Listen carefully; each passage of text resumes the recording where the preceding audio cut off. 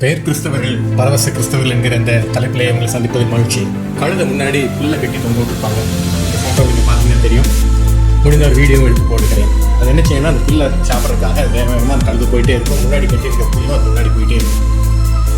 இன்னைக்கு நிறைய கிறிஸ்தவனுடைய நிலைமை இதே தான். கழுத முன்னாடி கட்டி போட்ட புல்லு மாதிரி அநேக சபைகளுடைய நிலைமை, அநேக கிறிஸ்தவருடைய நிலைமை இன்னைக்கு இதுதான்.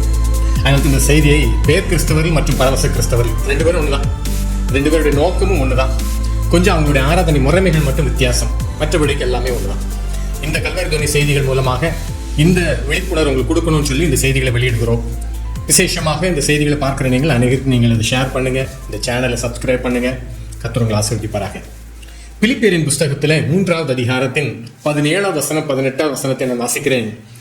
சகோதரரை, நீங்கள் என்னோட கூட பின்பற்றுகிறவர்களாகி நாங்கள் உங்களுக்கு வழிகாட்டுகிறபடி நடக்கிறவர்களை மாதிரியாக நோக்குங்கள். ஏனெனில் அநேகர் வேறு விதமாய் நடக்கிறார்கள். அவர்கள் கிறிஸ்துவின் சிலுவைக்கு பகைஞர் என்று உங்களுக்கு அநேக தரம் சொன்னேன். இப்பொழுது கண்ணீரோடும் சொல்கிறேன், அவர்களுடைய முடிவு அழிவு, அவர்களுடைய தேவன் வயிறு, அவர்களுடைய மகிமை, அவர்களுடைய லட்சிய. அவர்கள் பூமிக்கு அடுத்தவைகளை சிந்திக்கிறார்கள். their God is their appetite போட்டிருக்கு, இல்லைன்னா பெல்லின்னு போட்டிருக்கு. இவர்களுடைய தேவன் வேறு, இவர்கள் பின்பற்றுகிற தேவன் வேறு.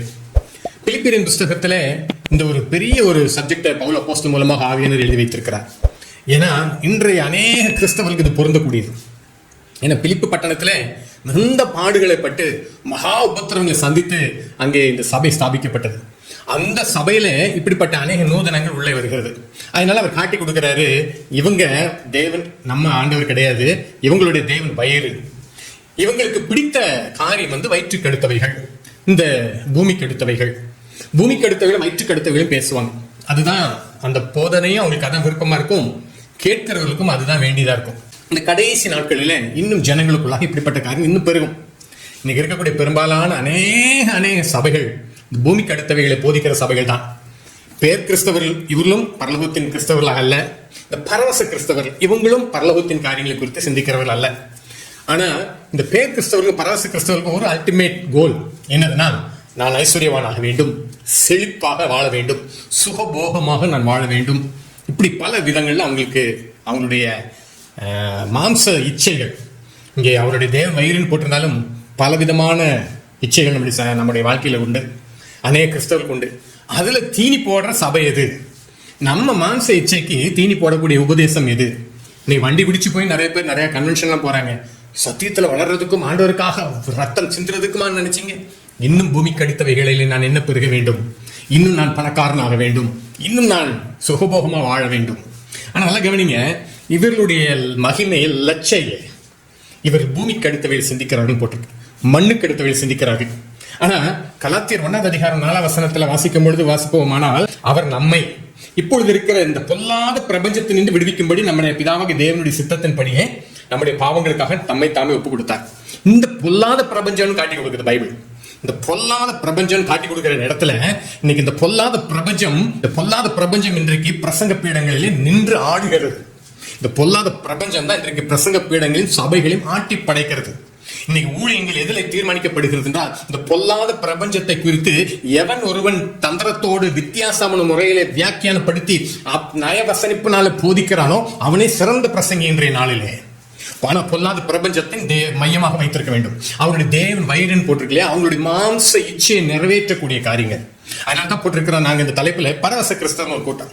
இவர்களுக்கும் அந்த பொல்லாத பிரபஞ்சத்தை குறித்து இன்னும் விசேஷ விதமாக விசேஷத்தை ஒரு சவுண்டோட கூட இல்லாவிட்டால் விசேஷ ஒரு வார்த்தையோட கூட பேசினா இவங்க அப்படியே ஸ்பிரிங்ல உட்கார்ந்துருப்பாங்க.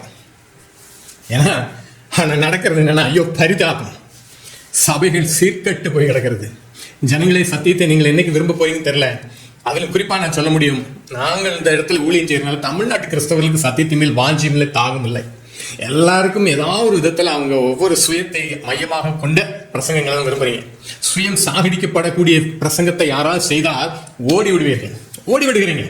ஆனா சுயத்தை தூண்டி விடுகிற, சுயத்தை கிளப்புகிற, நீ ஒருபோது வெட்கப்பட்டு போவதில்லைன்னு யாராவது பேசிட்டாங்கன்னா அப்படி ஒரு சந்தோஷம் வந்துருது, அப்படி ஒரு ஆவியில அனல் வந்துருது, அப்படி பரவசம் வந்துருது.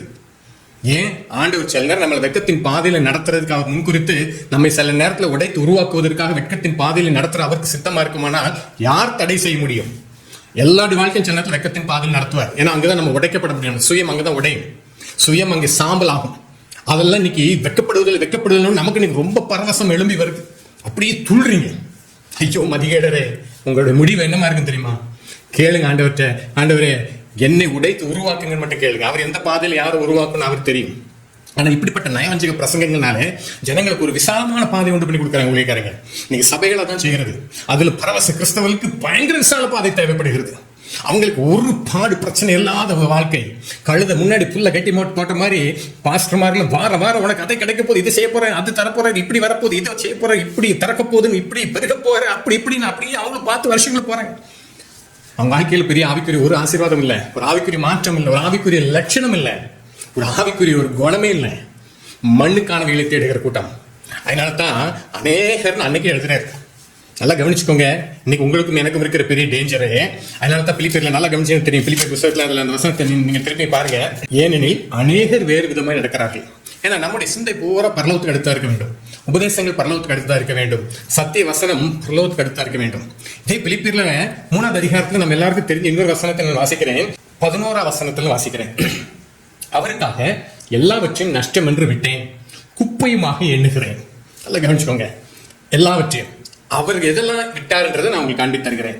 நான் அடைந்தாயிற்று அல்லது முற்றும் தேறினவன் ஆனேன் என்று எண்ணாமல் கிறிஸ்து இயேசுவில் நான் எதற்காக பிடிக்கப்பட்டனோ அதை நான் பிடித்துக் கொள்ளும்படி ஆசையாய் தொடர்கிறேன். ஆக்சுவலி நான் அடைந்தாயிற்றுன்னு நான் சொல்லல, ஆனா நான் தொடர்கிறேன். ஒரு தேவ ஊழியர் தான் சொல்றாரு, சபையில் இருக்கிற ஜனங்களை பார்த்து அழகா ஒரு கேள்வி கேட்கிறாரு. நீங்க எல்லாம் நீங்க எப்படி இருக்கிறீங்கன்னா அடைந்தது போல இருக்கிறீங்க, ஆனா நான் அடைந்தாயிற்றுன்னு எண்ணுகிறது இல்லைன்னு அப்போஸ்தலர் கதறாங்க. நான் இன்றைய கிறிஸ்தவங்க எல்லாம் நீங்க எப்படி இருக்கிறீங்க நான் உண்மையிலே சொல்ல முடியும். அவர் சொன்ன உண்மைதான். அடைந்தாயிற்றுன்ற மாதிரி வந்துட்டு இருக்கிறீங்களே, ஐயோ பரிதாபம். நீங்க போட்டிருக்குது அடுத்த 13வது வசனத்துல, சகோதரரே அதை பிடித்துக் கொண்டேன் என்று நான் எண்ணுகிறதில்லை, ஒன்று செய்கிறேன், பின்னானவைகளை மறந்து முன்னானவைகளை நாடி கிறிஸ்து இயேசுக்குள் தேவன் அழைத்த பரம அழைப்பின் பந்தய பொருளுக்காக லக்கை நோக்கி தொடர்கிற ஒரு அனுபவம் நமக்கு உண்டா? அந்த லக்கு எது? இன்னைக்கு நான் சொல்ல முடியும், இன்றைக்கு இந்த பரவச கிறிஸ்தவர்களுக்கும் பேர் கிறிஸ்தவர்கள் லக்கு மண்ணுக்கானவைகள் தான், இந்த பூமிக்கானவைகள் தான் உங்களுக்கு லக்கே. இன்னைக்கு படிப்பு, வியாபாரம், தொழில், பணம், தங்கம், வைரம், இப்படி இதுல இருக்கிற நாட்டத்துல 1% கூட ஆவிக்குரிய நாட்டம் இல்லை. இன்னும் அநேகர் எதுக்காக ஆவிக்குரிய நாட்டத்துக்குள் வந்தாங்கன்னா, ஆவிக்குரிய வாழ்க்கையில வந்துட்டா இதுல எல்லாம் நிறைய ஆண்டு இன்னும் நிறைய ஆசீர்வாதங்களை தந்துருவாரு.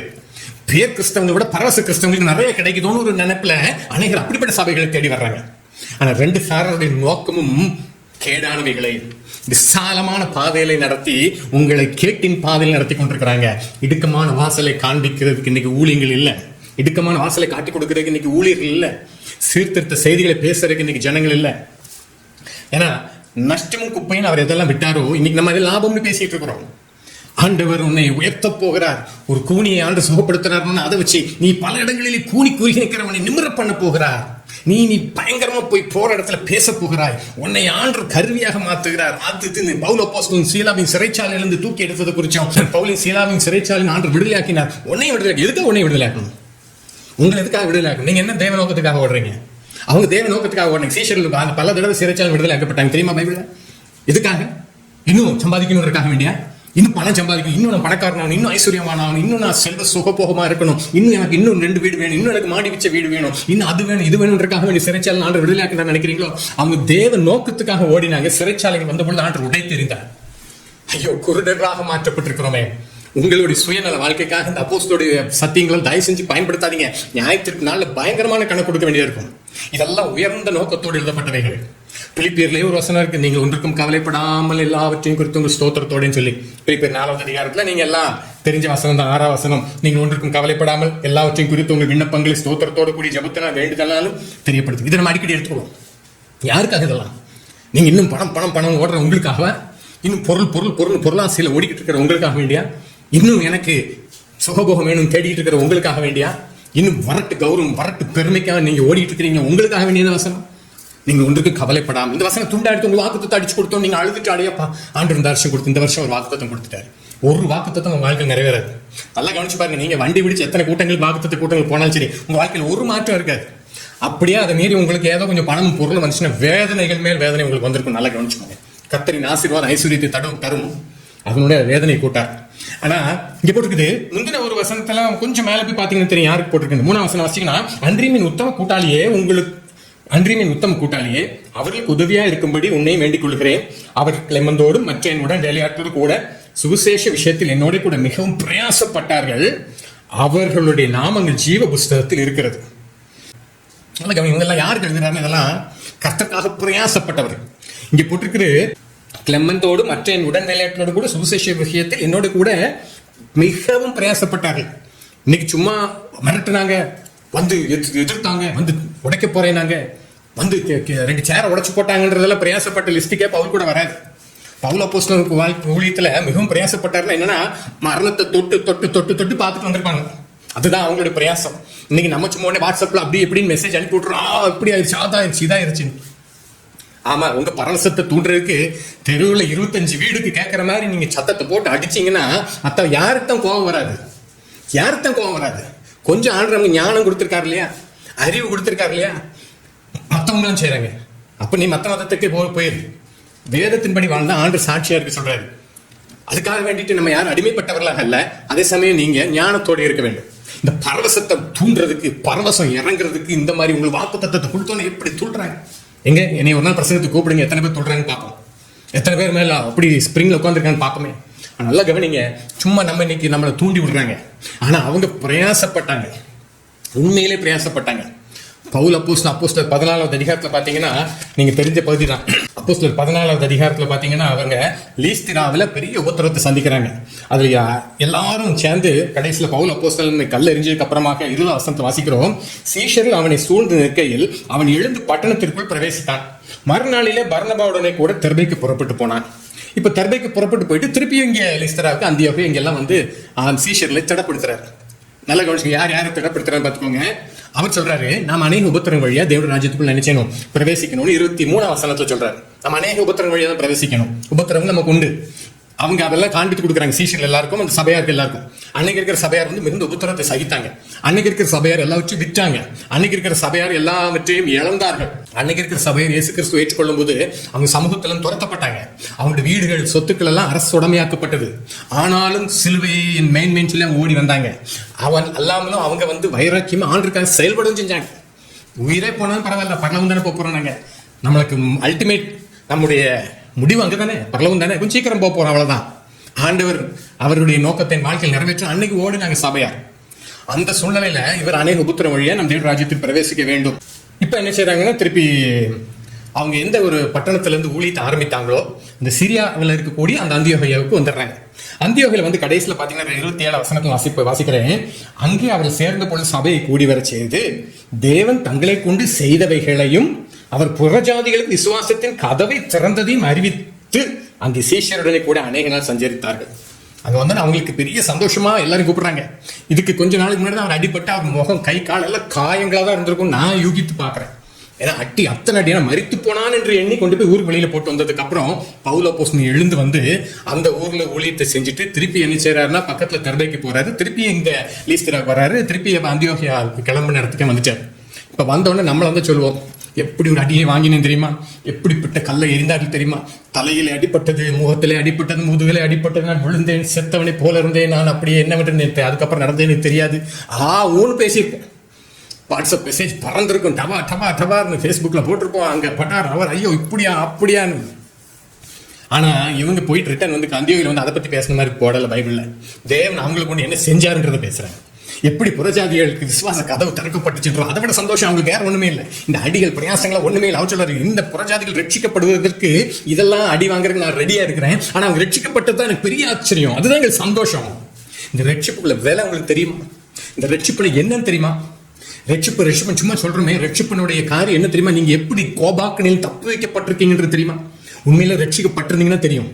உண்மையில ரட்சிக்கப்பட்டவங்க சபையில இருந்தாங்கன்னா அவங்களுக்கு இந்த பரவச பிரசங்கங்கள் தேவைப்படாது. அவங்க பக்தி விருத்திக்கு ஏதோ பிரசங்கங்கள் கேட்பாங்க. அவங்க கடிந்து கொள்வதை விரும்புவாங்க.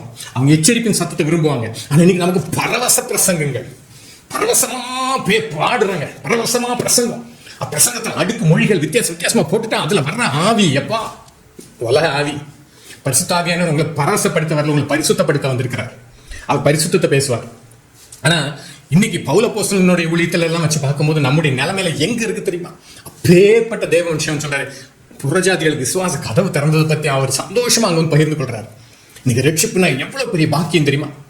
அது பரலோக பிள்ளைகளா மாற்றப்படுகிற ஒரு அனுபவம். கோபாக்கனின் பிள்ளைகளை தண்டிக்கப்பட்டு நரகத்தில் தள்ளப்பட வேண்டியவங்க நம்மளை பரலோகத்துக்கு பிள்ளைகளா நியமிக்கப்படுகிறவங்க எத்தனை பெரிய ஒரு சந்தோஷமா நிகழ்ச்சி. இதை தவிர வேற எதை சபையில நீங்க பேசணும்? தேவ ராஜ்யத்தை குறித்து தானே ஆண்டவர் பேச சொல்றாரு. கொலோசியர்ல 3வது அதிகாரத்துல 1வது வசனத்துல 3வது வசனம் வாசிக்கிறேன்.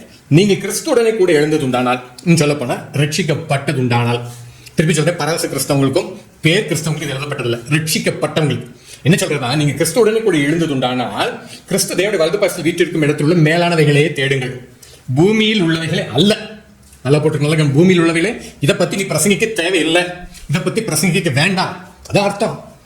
கள்ளர் குகையாம் வியாபார வீடுகளாம் மாறி இருக்கிற சபைகள் இன்னைக்கு பூமிக்கானவைகளை பேசிட்டு இருக்கிறோம், மண்ணுக்கானவைகளை பேசிட்டு இருக்கிறோம். சபையில் இன்னைக்கு வேற எதுக்கோ ஜோம் பண்ணிட்டு இருக்கிறோம், எதுக்கும் நம்ம கவலைப்பட்டு இருக்கிறோம், எதோ மக்களுக்கு கிடைக்க போது, அது போது, இது போதுன்னு காட்டி கொடுத்துட்டு இருக்கிறோம். ஒரு பிரயோஜனம் இல்லை. பூமியில் உள்ளவைகள் அல்ல, மேலானவைகளை நாடுங்கள், ஏனெனில் நீங்கள் மறித்தீர்கள். இந்த மண்ணுக்கான, பூமிக்கான, மாம்சத்துக்கான எல்லாவற்றையும் மறித்து விட்டோம்ன்றத முதல்ல ஞாபகம் வச்சுக்கோங்க. நீங்க ரட்சிக்கப்பட்டிருந்தீங்கன்னா, இல்லாம இருந்தீங்க, நீங்க தயவு செஞ்சு இப்ப ரட்சிக்கப்படுறதுக்காக ஜோமன். நீங்க பேர் கிறிஸ்தவங்களா, பரவச கிறிஸ்தவங்களுக்கு பரவாயில்ல போக முடியாது. நீங்க ரட்சிக்கப்பட்டிருந்தீங்கன்னா உண்மையில இந்த அனுபவம் இருக்கணும். எனக்கு கிறிஸ்துவுடனே கூட நீங்க மறித்தீர்கள், உங்கள் ஜீவன் கிறிஸ்துவுடனே கூட தேவனுக்குள் மறைந்திருக்கிறது. நம்முடைய ஜீவனாய் கிறிஸ்து வெளிப்படும் போது நீங்களும் அவரோட கூட மகிமையிலே வெளிப்படுவீர்கள். இதுதான் நம்முடைய நம்பிக்கை. இதுக்காகத்தான் நம்முடைய பிரயாசங்களே இருக்கணும். இதுதான் சபையின் பிரசங்கமா இருக்கணும். இன்னைக்கு சபையில சாவை பத்தி எங்க பேசுறாங்க? பவுல் சொல்றாரு, சாவு எனக்கு ஆதாயம்ன்றாரு. எதை அவர் ஆதாயம் அதை விட்டுட்டோம். எதை குப்பைனாரோ அதை நீங்க பேசிக்கிட்டு இருக்கோம். குப்பையை விதவிதமா பேசுறதுக்கு விதவிதமான ஊழியர்கள் பிரம்மாண்டமான கட்டடங்களை கட்டி வைத்திருக்கிறாங்க. நீங்களும் உட்கார்ந்துட்டு இருக்கிறீங்க. ஐயோ பரிதாபம், பரிதாபம். எங்க போய் உங்களுக்கு என்ன ஆசீர்வாதம் வரப்போகுது?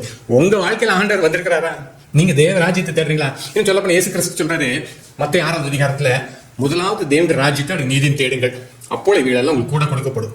இன்னும் சொல்ல போனா இதுதான் சபையினுடைய பிரசங்கத்தினுடைய ப்ளூ பிரிண்ட். இதுதான் நீங்க சபையில தான் பேசணும், ஊழியங்களை தான் பேசணும். தேவ ராஜ்யத்தையும் அவருடைய நீதி, அவருடைய நீதி எதுன்னு பார்க்க ஆரம்பிச்சீங்கன்னா நம்ம வாழ்க்கையில் இருக்கிற எதெல்லாம் அநீதின்னு பார்க்க ஆரம்பிக்க முடியும். அவருடைய நீதி தெரியதான் நம்ம கிட்ட இதெல்லாம் அநீதியான்னு நம்ம கண்டுபிடிக்கவே முடியும். நம்ம நிறைய நேரத்துல நம்ம இப்ப செஞ்சுக்கிட்டு இருக்கிற நீதின்னு நினைப்போம், ரொம்ப நீதியா தெரியும் உங்க பார்வைக்கு. ஆனா அவருடைய நீதிக்கு முன்பா வைத்து பார்க்கணும், நம்முடைய அநீதியா தெரியும் நம்முடைய நீதிகள் எல்லாம். அதனால தான் பைபிள் வாசிக்கிற என்னுடைய நீதி அழுக்கான கந்தைன்னு. அந்த அழுக்கான கந்தையா தெரியணும்னா நீங்க அவருடைய நீதியை அதிகமா அறியணும். அப்ப வாரம் தேவ ராஜ்யத்தோட நீதியை மட்டுமே ஒரு சபைகளை போதிக்க வேண்டும், பிரசங்கிக்க வேண்டும், கத்தணும். அது மட்டும்தான் மைய பொருளா இருக்கு. தேவ ராஜ்யம் சொல்லும் போதே அந்த ராஜ்யத்தினுடைய மகிமை, அந்த ராஜ்யத்துல நான் செய்ய வேண்டிய பொறுப்புகள், என்னுடைய கடமைகள் எல்லாம் சேர்ந்து வந்துடும். அப்ப அந்த கடமைகளை பேசணும். தேவ ராஜ்யத்திற்கு நீ என்ன செய்கிறாய், நீ தேவ ராஜ்யத்துக்காக நீ என்ன செய்கிறாய். அதே மத்திய 6வது அதிகாரம் 33 சொல்றாரு, அஞ்ஞானிகள் தேடுறாங்க, அது வேணும், இது வேணும், சாப்பிடறதுக்கு வேணும், உடை வேணும், அது வேணும், தங்குற கேடுற அஞ்ஞானி தேடுறாங்க. ஐயோ சபைகளே, பரவச கிறிஸ்தவர்களே, பேர் கிறிஸ்தவர்களே, நீங்கள் எல்லாம் அஞ்ஞானிகள் பைபிள் சொல்லுது. நான் சொல்லல, பைபிள் சொல்லு. இவைகள் எல்லாம் அஞ்ஞானிகள் தேடுகிறாங்க. நீங்கள் நானும் என்ன அதை தேடிட்டு இருக்கிறோம்? எதை தேடுறோம்? வாரம் இதுல மாதத்தில் 1ஆம் வாக்குத்தத்த ஆராதனை, வாக்குத்தத்த ஆராதனை பார்த்து இன்னும் பெரிய ஒரு அஞ்ஞானி ஆராதனை ஆகும். இன்னைக்கு அஞ்ஞான ஆராதனைகள் தான் நம்ம சபைகள் நடந்துட்டு இருக்கு. முக்கால்வாசி இல்ல, பெரும்பாலும் வெகு சிலர் தான் பரலோகத்துக்கு எடுத்தவரை குறித்து பேசிட்டு இருக்கிறாங்க. ஆனா அங்க என்ன 10 பேர் உட்காந்துருப்பாங்க, கூடி போன 25 பேர் இருப்பாங்க, அவ்வளவுதான். அதுக்கு மேல உட்காந்து ஆச்சரியம், பிரமாண்டமா 1000 பேர் 500 பேர் உட்காந்துருக்காங்கன்னா அஞ்ஞான ஆராதனைகள், அஞ்ஞான பிரசங்கங்கள். இவைகள் எல்லாம் தேவனுக்கு தெரியும் உங்களுக்கு எதாவது கொடுக்கணும். அதான் சொல்லிட்டேன், அதெல்லாம் நீங்க யோசிக்க வேண்டாம், அதை பத்தி பேசாதீங்க, அதை பத்தி ஜோம் பண்ணாங்கன்றாரு. அதுக்காக வந்து என்கிட்ட வந்து முழங்கால் போட்டு நேரத்தை வீணடிக்காதீங்க. அந்த தேவ ராஜ்யத்தை, அவனுடைய நீதி மட்டும் தேடுங்கள், இவைகள் எல்லாம் உங்களுக்கு கூட கொடுக்கப்படும். ரொம்ப தெளிவா சொல்லிட்டாரு. சொல்லுங்க, நம்ம இன்னைக்கு பண்ணிட்டு இருக்கிறது அஞ்ஞான ஆராதனை. நான் சொல்றது ஏதாவது தப்பு இருக்கான்னு சொல்லுங்க. உனக்கு ஆண்டவர் ஒரு வீட்டை கொடுக்க போறாரு, கார் கொடுக்குறாரு. இதோ ஒரு வித்தியாசமான கார் நிக்கிறத பாக்குறேன், வித்தியாசமான வீடை நிக்கட்ட பாக்குறேன். இதுல இப்படி எல்லாம் தூண்டி விட்டேன்னா அவன் கடனை வாங்கி, காரை வாங்கி, கடனை வாங்கி, வீடை கட்டி, கடனை வாங்கி, தங்கத்தை வாங்கி, கடனை வாங்கி, புதுசா கார் வாங்கி, அது இதுன்னு செஞ்சிருவாங்க. கடைசியில் கடன் அடைக்க முடியாம உட்காந்து முக்கிறது. அப்பவும் இவற்று மருந்து இருக்கும். இயேசு சிலுவையிலே உன் கடனை அடைக்கிறதுக்காக அடிக்கப்பட்டாரு. ஐயோ முட்டாள்களை, அப்படின்னு சொல்ல முடியுது, வேற ஒன்றும் வார்த்தை இல்லை.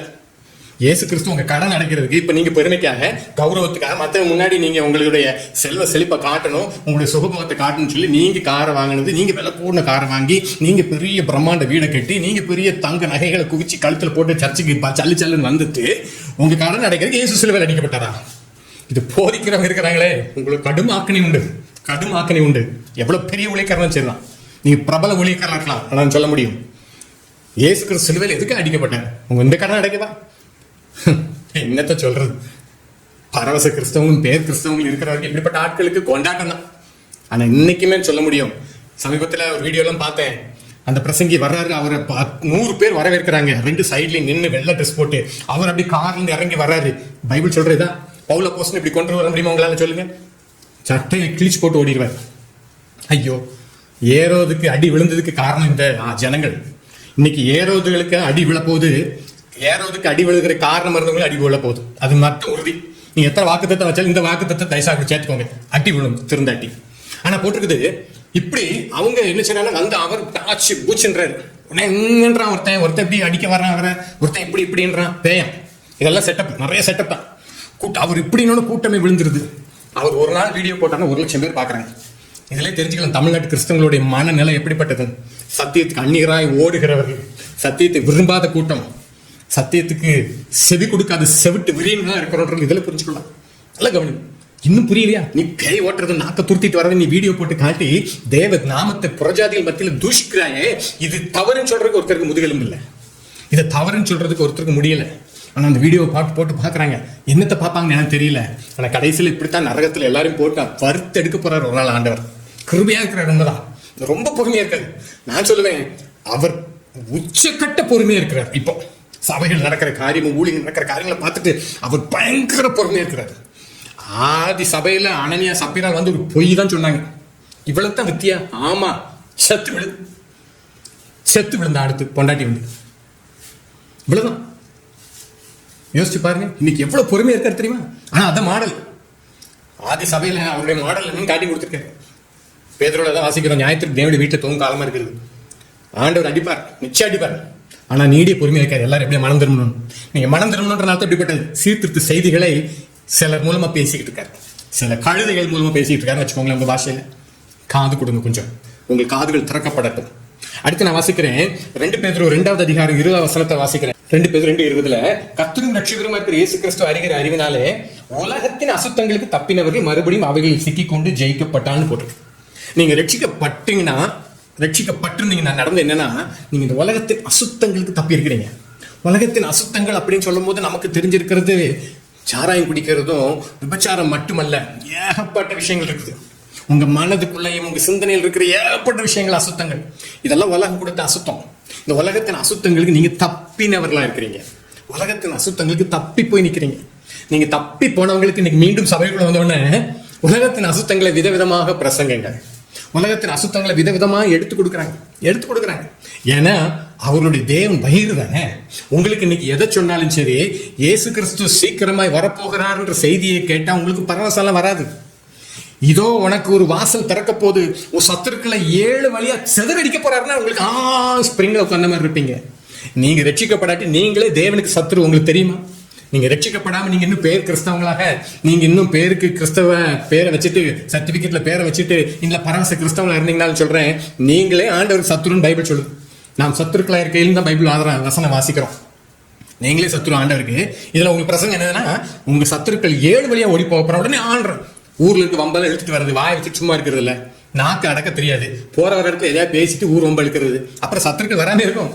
நம்ம கிட்ட ஏதாவது ஆவிக்கு லட்சணம் இருந்தா தானே ஆண்டர் நமக்கு சத்துருக்களையும் சிநேகிதராகும்படி செய்வார். நம்மளே வாயை திறந்து வேண்டாது வீணானு சத்தியத்தை சொல்லி சத்ருவானோன்னு தேவ பிள்ளைகள் சொல்றாங்க. அது வேற, அது சந்தோஷமான சத்ருன்னு வைங்களேன். இப்ப எங்களை சொல்ல முடியும், ஏகப்பட்ட பேர் பகைக்கிறாங்க. உண்மையிலே கர்த்தருக்கு ஸ்தோத்திரம். யார் மேலே எங்களுக்கு கசப்பு இல்லை, வைரக்கியம் இல்லை, யார் மேலே எங்களுக்கு எதுவும் இல்லை. ஆனா உன்னை உண்டான ஆண்டர் கேட்பான்றே, எல்லாரும் ரட்சிக்கப்பட்டு வந்துடணும் பரலோகத்துக்கு. அவ்வளவுதான். என்ன வேணாலும் பேசிட்டு போறாங்க, என்ன வேணாலும் திட்டிட்டு போறாங்க, என்ன வேணாலும் பேசட்டும். எங்களை உண்மையிலேயே வெறுக்கக்கூடியவங்க ஏராளமானவர். ஏன்னா முகத்தை பார்த்து சத்தியத்தை சொல்லிடுவோம். நீ பாவம் செய்தா நீ பாவம் செய்கிறாய், நீ விற்கிறாரான்னு செய்கிறாய் தைரியமா சொல்லிடுவோம். நிறைய பேர் பகைப்பாங்க. ஆனா என்ன வேணா பண்ணிட்டு போங்க, ஆண்டுக்கு நான் கேட்கிறேன், ஆண்டு எல்லாரும் என்ன செய்யணும், ரட்சிக்கப்படாது. எல்லாரும் ஒரு நாள் பரலோகத்தில் நாங்கள் பார்க்கணும். அவ்வளவுதான். என்ன பண்ணுவீங்களோ பண்ணுங்க. ஆனா அவங்களை ரட்சிங்க. அவங்க ஆத்மா நஷ்டப்பட்டு போய்விடக்கூடாது. ஆனா நம்மளே தேவன் சத்துருக்க, நம்ம சத்துருக்கை சிதறிக்க போறார். உனக்கு வானத்தின் பலகனில் திறக்க போறார். பரிசுத்த ஆவியானவர் தந்திருக்கிறார். இதை விட நீ வேற என்ன பலகனியை திறக்க வேணும் உங்களுக்கு சொல்லுங்க. நீங்க ரட்சிக்கப்பட்டு பரிசுத்தாவின் அபிஷேகத்தை பெற்றிருந்தீங்கன்னா, பரிசுத்தாவின் நிறைந்திருந்தீங்கன்னா, இதை விட வேற என்ன பலகனி திறக்க வேண்டியது இருக்கு உங்களுக்கு? வானத்தில் இருக்கு வேற என்ன பலகனி திறக்கணும்னு சொல்லுங்க. ஐயோ, என்னென்னமோ கூத்தடிக்கிறான். அதனால தான் இப்படி பேசி பேசி பேசி உங்களை ஏமாத்துறாங்க. அப்படிப்பட்ட ஊழியர்களை குறித்து பைபிள் காட்டி தருது. ரோமர் 16வது அதிகாரத்தை திருப்பிக் கொள்ளுங்க. ரோமர்ல 16வது அதிகாரம் 17-18 வாசிக்கிறோம். அன்றியும் சகோதரரே, நீங்கள் கற்றுக்கொண்ட உபதேசத்துக்கு விரோதமாக பிரிவினைகளின் இடர்களையும் உண்டாக்குறவர்களை குறித்து எச்சரிக்கையா இருந்து அவர்களை விட்டு விலக வேண்டும் என்று உங்களுக்கு புத்தி சொல்லுகிறேன். இப்படிப்பட்ட ஊழியர்களை விட்டு நீங்க விலகுங்க. கற்றுக்கொண்ட உபதேசம் இருக்கு இல்லையா, பைபிள் உங்க கையில இருக்குல்ல, இதுக்கு விரோதமாக நீங்க நூதனமா புதுசா எதையா வித்தியாசமா பேசுற யாரா இருந்தாலும் சரி, அவங்களை விட்டு விலகுங்க. அவங்க எங்க தாத்தா போனாரு, எங்க அப்பா போனாரு, எங்க அம்மா போனாங்க, நானும் போனீங்களா, சபைக்கு போகாதீங்க. நூதனமா வித்தியாசமா பேசுறாங்களா, ஓடிடுங்க. வேதத்துக்கு விரோதமா பேசுறாங்களா, ஓடிடுங்க. சோதம் குமார பாவத்தை நியாயப்படுத்தி பேசுறானா அந்த சபை அமைப்பு போயிட்டு ஓடுங்க. உலகம், பணம், காசு, பொருள் தான் பேசுறான், சபை போயிட்டு ஓடுங்க. நீங்க அப்படிப்பட்ட இடத்துல இருக்காதீங்க. விலக வேண்டும் போட்டுருக்கு. உடனே சொல்லுவோம் அன்பு, கிறிஸ்துவின் அன்பு, லவ்னு சொல்லுவோம். இந்த லவ் எல்லாம் கிடையாது, இது வேற பொதுவான அன்பு. உங்க எல்லாருக்கும் நீங்க ஜெபம் பண்ணணும். ஆனா விலக வேண்டிய இடத்துல விலகி இருக்கணும். விலக வேண்டியவர்களை விட்டு விலக வேண்டிய நேரத்துல விலகாட்டி உங்க ஆவிக்குரிய வாழ்க்கை முடிஞ்சிச்சு.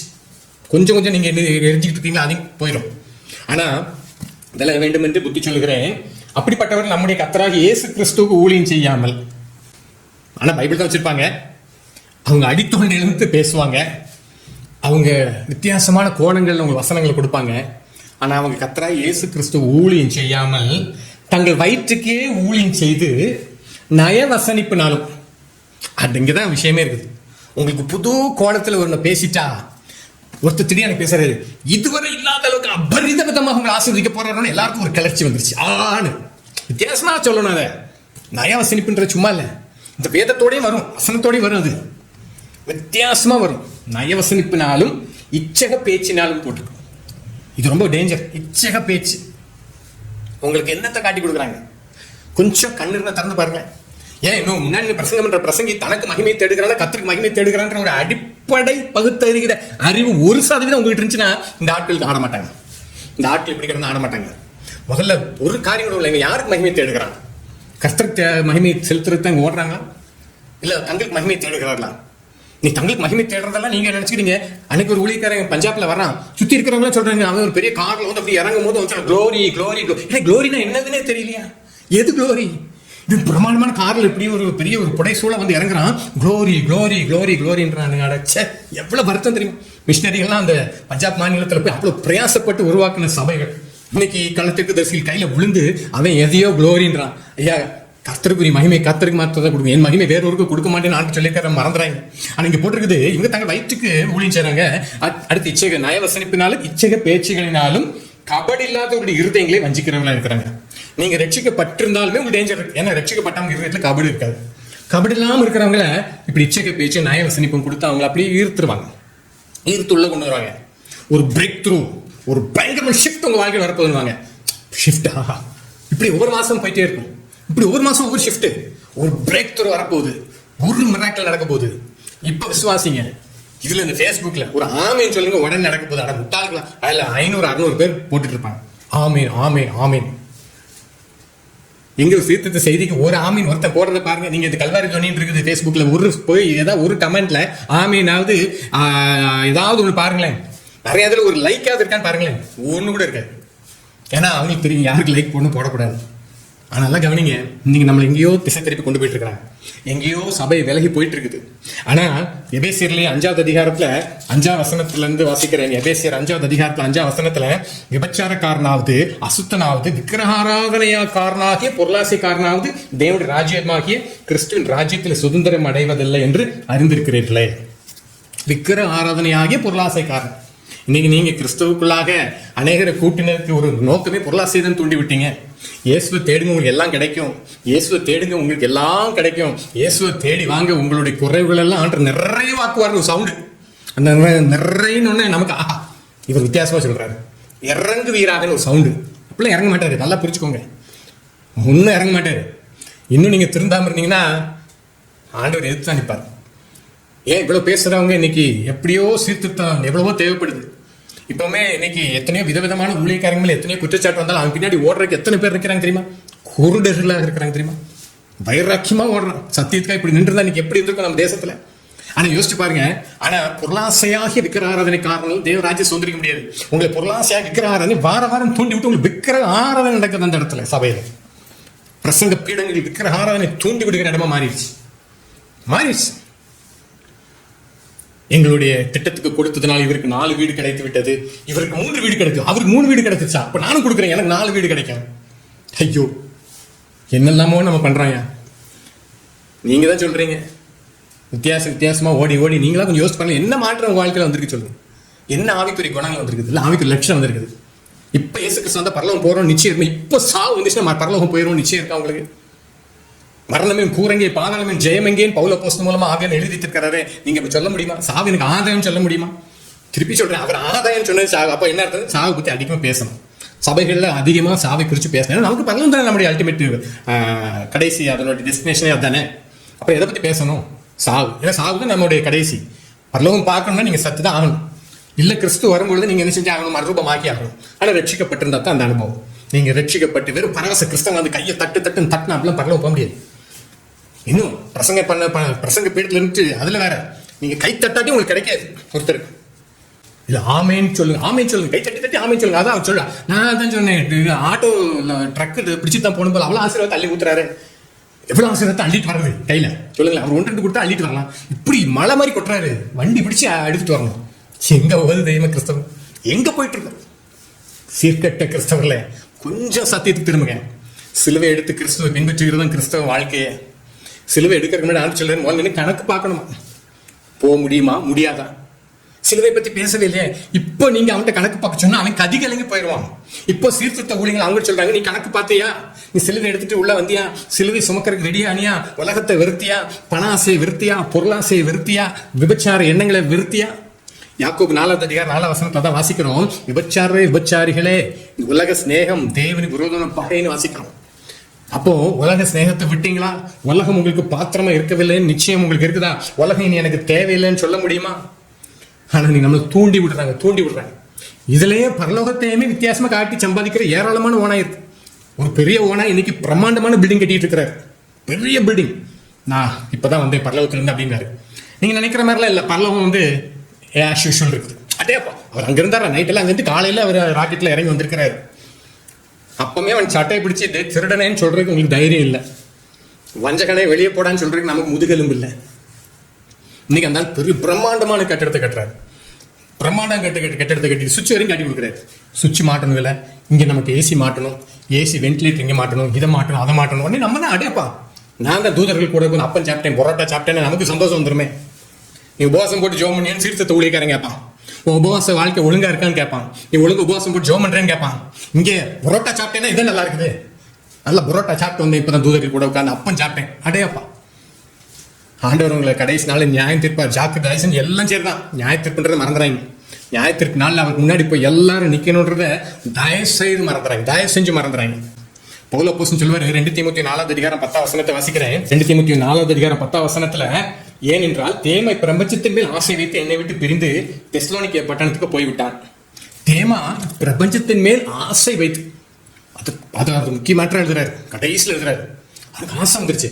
பிரபஞ்சம் தானே பிரசங்க போயிட்டு ஆடிக்கிட்டு இருக்குது, பிரபஞ்சத்தை தானே பேசுறதானே இன்னைக்கு பிரசங்கிகள் விதவிதமான வார்த்தையில கொண்டு வராங்க. இதுல ஆவியில நிரம்பி வேற பேசுறாங்க சிலர் பிரபஞ்சத்தை. ஆனா தேமா போயிட்டு அன்னைக்கு உண்மையில சொல்றேன், தேமா ஒருவேளை போய் ஒரு சபை வச்சிருந்தா அதுல பல தேமாக்கள் வந்து சேர்ந்திருப்பாங்க. இன்னைக்கு பல சபைன்னு சொல்றேன், நீங்க பல போர்டு போட்டிருக்கீங்க, உங்களுடைய சபைகளுக்கு ஒரு பேரை வைங்க, தேமா சபைன்னு பேர் வைங்க. பிரபஞ்சத்தை தானே பேசிக்கிட்டு இருக்கிறோம், பிரபஞ்சத்தை குறிச்சு பேசிட்டு இருக்கிறோம், இதைத்தானே மையப்படுத்திட்டு இருக்கிறோம். ஐயோ, நம்ம நீங்க எங்கேயோ போறோம். ஆனா ஒரு காரியத்தை ஞாபகம் வைங்க, ஆண்டவர் இந்த கடைசி நாட்களில் நமக்கு எல்லாருக்கும் ஒரு வாய்ப்பு கொடுத்துட்டு இருக்காரு. நீங்க ஒரு காரியத்துல சிந்தனையோடு இருங்க. ஒரு பிரசங்கம் வருதுன்னா அது வயிற்றுக்கானதா? ஏன்னா அநேகர் வேறு விதமாய் நடக்கிறார்கள். அவர்கள் தேவனுடைய சிலுவைக்கு பகைஞர்னு போட்டுருக்குது. சிலுவையை பத்தி அவங்க கொண்டு வரல, சிலுவை சுமக்கிறத பத்தி பேச, சிலுவையில் அடிக்கப்படுகிறத பத்தி பேசணும். பவுல் சொல்றாரு, நான் சிலுவையில் அறையுண்டேன்றாரு, இனி நான் அல்லன்றாரு. இதுதான் கிறிஸ்தவ வாழ்க்கை. உடனே அது ஊழியர்கள், நாங்கள் விசுவாசிகள் தயவு செஞ்சு இதை குறித்து செய்தி பேசணும். ஊழியர்கள் விசுவாசிகள் ஒரு பெரிய புல உண்டு பண்ணி வச்சிருக்காங்க இல்லையா? ஆண்டவர் கிழித்த திரைச்சீலையை இன்னைக்கு நல்லா தச்சு வச்சிருக்கிறாங்க. அது ஒரு பெரிய ஆக்கினை இருக்கு கிறிஸ்தவங்க மேல, ஊழியர்கள் மேல, குறிப்பா போதகர்னு சொல்றாங்களே அவங்க மேல இருக்கு. ஏன்னா நீங்க திருப்பி அந்த திரைச்சீலை தச்சு பல விதவிதமான காரியங்கள் காட்டுறீங்க. ஆனா இன்னைக்கு திருப்பி ஞாபகத்துக் கொள்ளுங்க, பிலிப்பியர் 3:8 போட்டிருக்காரு, அவருடைய தேவன் வயிறு. இன்னைக்கு நீங்க இயேசு கிறிஸ்துவை எதுக்காக தேடுறீங்க? உண்மையிலே பரலோகத்தை குறித்து சிந்தனை உங்களுக்குள்ள இருக்கிறதா? பரலோகத்தை தான் நீங்க வாஞ்சிக்கிறீங்களா? மேலானவைகள் வேற ஒண்ணு நீங்க யோசிக்க வேண்டாம், அது மட்டும் யோசிச்சு பாருங்க. உங்களுடைய நினைப்பு பூரா மேலானவைகளா இருக்குதா? மேலானவைகளை மட்டும் சிந்திக்கிறீங்களா? உங்களுக்கு வசனம் வேணுன்றதெல்லாம் மேலான வசனங்கள் தான் வேணும்னு நினைக்கிறீங்களா? அஞ்ஞானிகளா தேடிட்டு இருக்கிறீங்களா? அஞ்ஞானி கிறிஸ்தவங்களா வந்து இருக்கிறீங்களா? இல்ல பரவச கிறிஸ்தவங்களா, பேர் கிறிஸ்தவங்களா உங்க வாழ்க்கையை வீணடிச்சிட்டு இருக்கிறீங்களா? ஆண்டவர் சீக்கிரத்தில் ஒரு மாற்றத்தை தரணும்னு சொல்லி நாங்கள் ஜெபம் பண்றோம். ஒருவேளை ஒரு கடும் உபத்திரத்தை கொடுத்தாதான் நாங்கள் சீரடைவோம், இந்த தமிழ்நாட்டு கிறிஸ்தவர்கள் சீரடைவாங்க. ஆண்டவரே, ஒரு கடும் உபத்திரத்தை தர்றதுக்கு நீங்க தாங்க. ஏன்னா ஆத்துமாக்கள் வெளியேற பெற்றதாச்சே. அப்படியாகிலும் வயிற்றுக்கானவர்களை விட்டு மேலானவர்களை தேட ஆரம்பிக்க மாட்டாங்களா? மேலானவர்களை தேடும் பொழுது உங்களுக்கு தெரியும், இந்த தேசத்தில் நீங்க செய்ய வேண்டிய காரியங்கள் எவ்வளவு காரியங்கள் இருக்கிறது. உங்க மேல என் மேல எப்படி ஒரு பொறுப்பு இருக்கு தெரியுமா? பரலோகம் எப்படிப்பட்ட ஒரு பொறுப்பை நம்ம மேல கொடுத்திருக்கிறதுன்னு தெரியுமா? ஆண்டவரை இயேசு கிறிஸ்து நமக்கு கொடுத்திருக்கிற ஒரு பேராணையே நீங்க புறப்பட்டு போய் சகல ஜாதிகளையும் சீஷராக்குங்கள்றாரு. சகல ஜாதிகளும் சீஷராக்கணுன்ற ஒரு பெரிய வேலையை கொடுத்திருக்காரு. அதை கூட நமக்கு தெரிஞ்சு கொள்ள முடியலையா? அதை நம்ம விளங்கிக் கொள்ள முடியலையா? சபைகளிலே சீர்திருத்தம் உண்டாகட்டும். இந்த செய்தியை பார்க்க நீங்க இன்னைக்காவது ஆண்டு ஒப்பு கூட ஜெபம். ஆண்டவரே, இது வரைக்கும் நான் இப்படி மண்ணானவைகளையும் வயிற்றுக்கான தேடி என்னை மன்னிங்க. இன்னைக்கு இது ரட்சிக்கப்படாத நீங்க உண்மையிலே கேளுங்க. அன்றே எனக்கு அந்த ரட்சிப்பின் சந்தோஷத்தை தாங்க. என் பாவங்களை நான் அறிக்கையிடுகிறேன். நான் மண்ணானவைகளை தேடி இருக்கிறேன், பூமிக்கு அடுத்தவர்களை சிந்தித்திருக்கிறேன், பெருமைக்காக ஓடி இருக்கிறேன், கௌரவத்துக்காக ஓடி என்னை மன்னிங்க. நான் பணத்தை மையமா வச்சு ஓடி என்னை மன்னிங்க. எனக்கு எல்லாவற்றையும் மன்னிப்பை தாங்க. ஆண்டு ஒப்புரவாங்க. ஆண்டவரே, அந்த ரட்சிப்பு சந்தோஷத்தாங்க. இப்ப கேளுங்க, ஆண்டவரே, நான் மேலானவைகளை, மேலான காரியங்கள் செய்ய ஆரம்பிக்கணும். பூமியில மேலான நோக்கத்தை மண்ணான மனுஷனை நாம இந்த பூமியில் நிறைவேற்ற ஆரம்பிப்போம். அதனால தான் பரிசுத்த ஆவியானவருடைய அபிஷேகத்தை தேவன் தந்திருக்கிறார். அந்த அபிஷேகத்துல நீங்க நிறைந்து நிற்கும் போது உங்களுக்கு மண்ணுக்கானவைகளை குப்பையா தெரியும். அதுதான் பவுல் சொல்றாரு, எனக்கு லாபமா இருந்த வேலை நான் நஷ்டமும் குப்பையுமா என்றார். அவர் நியாயப்பிரமாணத்தின்படியா பெரிய பரிசயம் தான். அவர் ஒரு செல்வாக்கு, அந்த செல்வாக்கு குப்பையா என்றார்.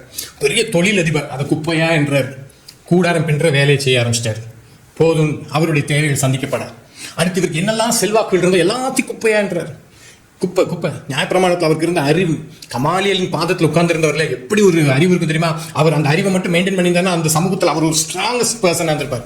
முக்கிய புள்ளின் வாலியா நம்ம இன்னைக்கு நம்ம சபைகளில் சில இதெல்லாம் ரிப்பன் கட் பண்ணுறதுக்கு வருவாங்க. முக்கிய புள்ளிகள் பெரிய கொட்டா மீசையை வச்சுட்டு பெரிய மோதிரத்தையும் போட்டு தடிக்கு ஒரு பிரேஸ்லெட்டையும் போட்டு கட் பண்ண வருவாங்க. ஏன்னா அவர் தான் முக்கிய புள்ளியா. ஆனா பரலோகம் அவரை தரித்திரவாசியா பார்த்துட்டு இருக்கோம். ஆண்ட சமூகத்தில் அவர் ஒரு ஆவிக்குரிய தரித்திரவாசியா இருப்பாரு. நீங்க உலகத்துல ஒரு பெரிய காரில் வந்தீங்கன்னா அவரை நீங்க கட்டிங் பண்ண விடுவீங்க. நல்லா கவனிங்க. பரலோகத்துக்கு அடுத்தவர்கள் சிந்திக்க ஆரம்பிச்சிங்கன்னா இதெல்லாம் மண்ணானவைகளை குறித்து உங்களுக்கு எந்த எண்ணமும் இருக்காது. பரலோகத்தை குறிச்சே தான் பாரம் இருக்கும். இன்னைக்கு இந்த சீர்திருத்த செய்திகளை நாங்கள் வெளியிடுகிறோம். இந்த செய்திகளை நீங்கள் கேட்டு உண்மையிலே உங்களுடைய வெள்ளியும் பொண்ணும் பணமும் ஒன்றும் தேவையில்லை. உங்களுடைய ஆத்மாக்கள் ரட்சிக்கப்படணும். ஆண்டு வருகையில் வைக்கப்பட்டு நீங்கள் போகாதபடி திரளான ஆத்மாக்களோடு போய் அதை சந்திக்கணும். ஒன்று எங்களுடைய வாஞ்சை, எங்களோட ஜெபம். கர்த்தர் ஆசீர்வதிப்பாராங்க.